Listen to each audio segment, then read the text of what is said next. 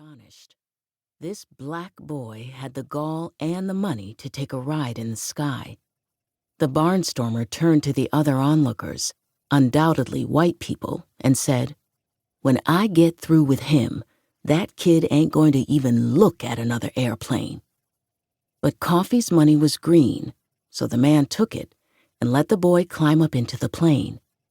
The Jenny was built of fabric stretched over a wooden frame, a single-engine biplane with stacked wings and two open cockpits, one behind the other. Coffee most likely rode in the front cockpit, where the pilot could keep an eye on him.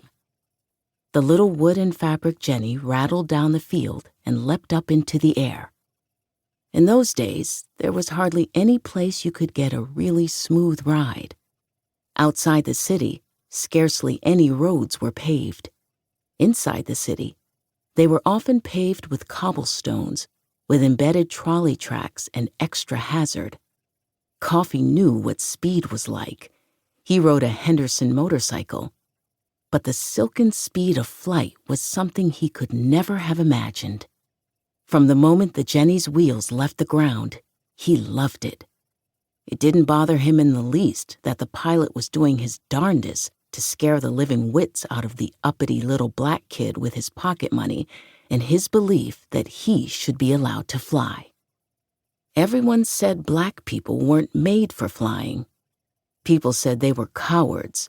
They were lazy. It took brains and guts to be a pilot. But this kid seemed to have both. With every loop and dive, Coffee just had more fun.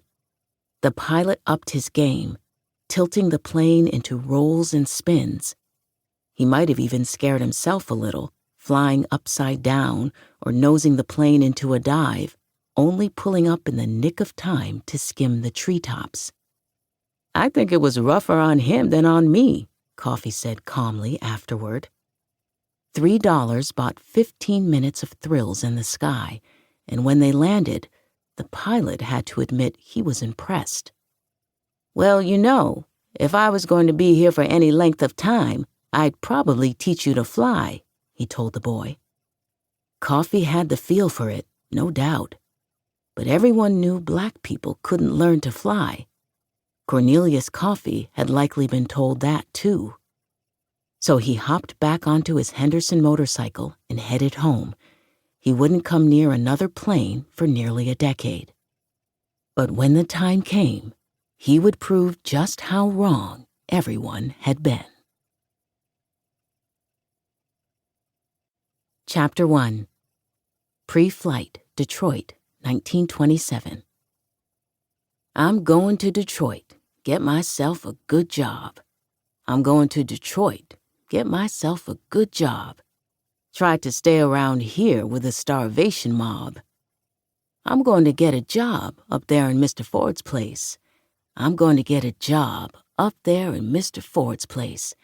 Stop these eatless days from staring me in the face." Blind Blake, Detroit-Bound Blues, 1928. Dr. Ocean Sweet had a sweet ride. It was a beautiful Marmon luxury motor car that he wouldn't let anybody touch except for a single mechanic in all of Detroit, Michigan, a town so full of car manufacturers that it would one day earn the nickname Motor City. So it was a bad day for Dr. Sweet when his Marmon broke down on Montcalm Street, in a neighborhood far from his preferred garage near where Ford Field Stadium stands today. Sweet had the car towed to a closer garage for safekeeping, but he told them not to touch it. His mechanic would come by and take care of it himself. The mechanic on duty when Dr. Sweet's car arrived at that other garage was John Charles Robinson, a young black man from Gulfport, Mississippi, known as Johnny to his friends. And he took immediate offense at not being allowed to touch that Marmon. Johnny was a good-looking youth with a dark complexion and thick black hair. He'd worked hard to elevate himself from a skinny little shoeshine boy to an automotive technician. He was a graduate of the famous Tuskegee Normal and Industrial Institute in Alabama, pretty much considered the best education available to young Southern black men.